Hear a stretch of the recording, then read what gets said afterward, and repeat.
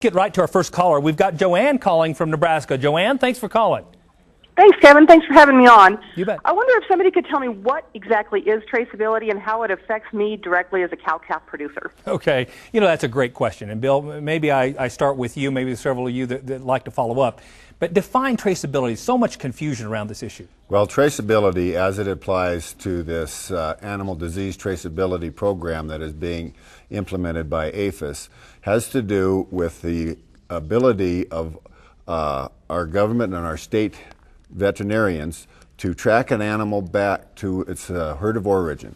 If we have some contagious diseases, health officials are going to need to know what other animals were exposed. So we need something in place and this is the mechanism that APHIS is using to get the traceability from the ranch of origin through the feedlot and up to the packing plant and back down. So if we find a disease somewhere, we can track it back. But you're speaking specifically of animal health traceability. That's right. And you spent most of your career working on another side of the traceability issue. Is that right? Yes, when you look at traceability, because of the complexity, you have to look at three components to traceability I always talk to folks about, which is the breadth of the traceability system, the depth, and the precision. And that could be different depending on specific market demands or in customer demands from a voluntary value-added perspective. Breadth means how much information are we going to collect on that particular animal or group of animals as they move through the chain. Depth means how far forward and how far back do we go. And precision means the accuracy of the information that we have to move forward. And then also now you have another level required by some markets, which is verification. So from a cow-calf producer's perspective, when you look at these value-added programs, you have to understand what the standard is and then how you meet those specific requirements of a given market today. Very good. Pete is calling us from Texas. Pete, go ahead with your question. Hi, this is Pete Bonds. Most of your panelists know me, but this is mainly for Mark. How come if the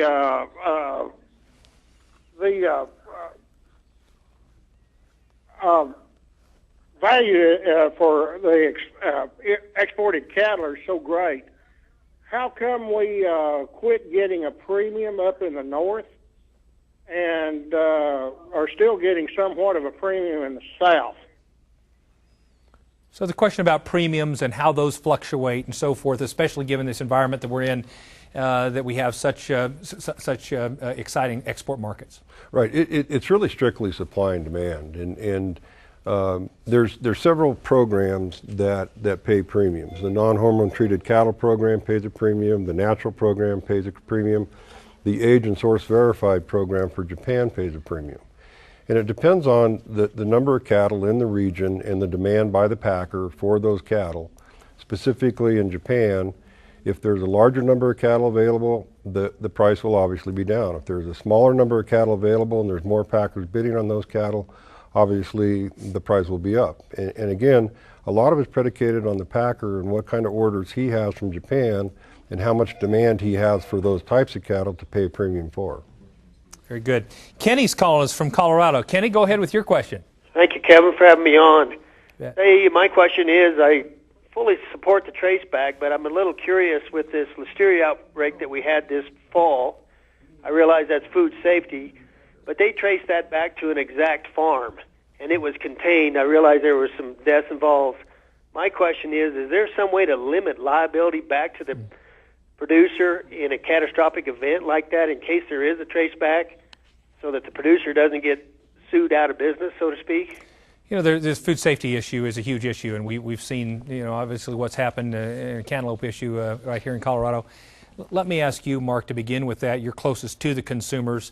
How would you respond? Well, that's a tough issue because, as we pointed out early on, the food safety and traceability components really don't mesh.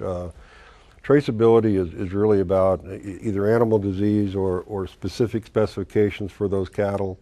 When it gets to the packing plant and it becomes a pathogen control issue, and I'm just not sure that there's any application for traceability when it comes down to food safety. Okay. Jim is, did you have a comment? Jim is calling us from Ohio. Jim, thanks for calling. Thanks for having me, gentlemen. Yes. I appreciate what you're doing.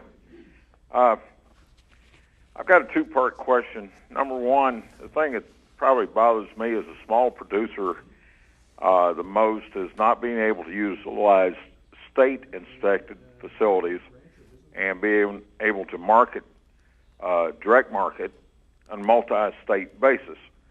Whereas, when we look in the grocery stores and we have foreign products coming in from all over the world that are marketed in the Walmarts and the Krogers and whatnot.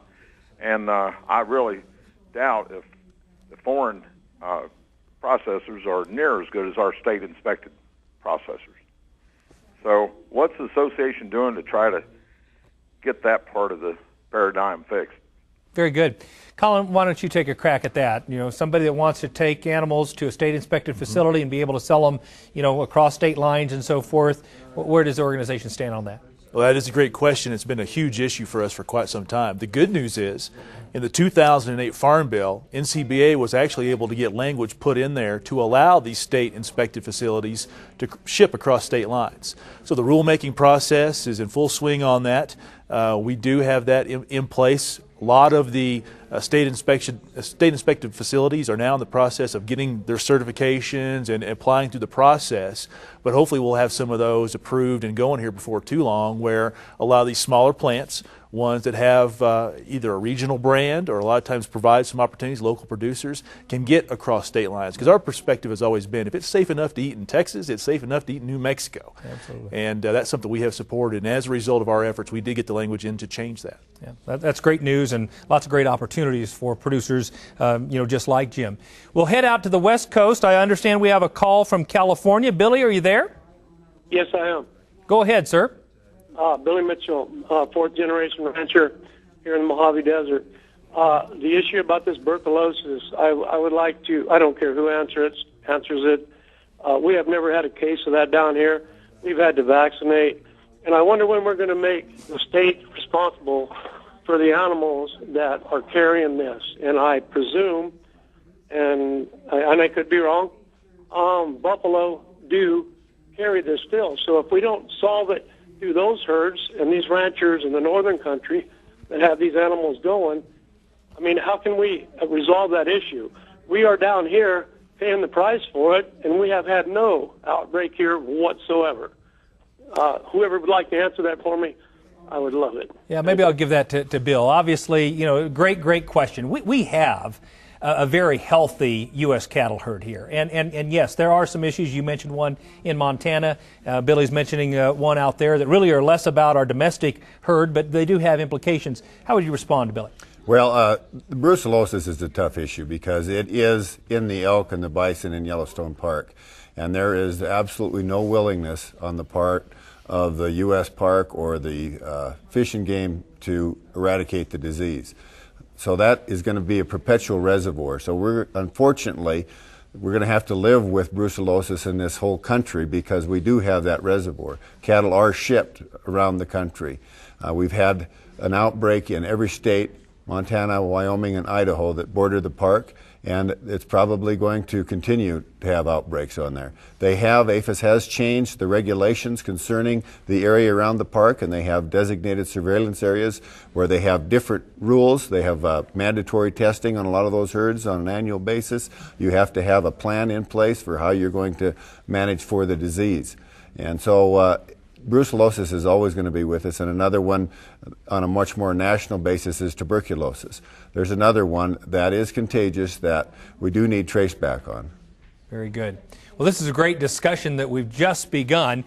Please keep those calls coming. Our panelists are answering your questions again at 1-888-824-6688. We're also accepting questions via email.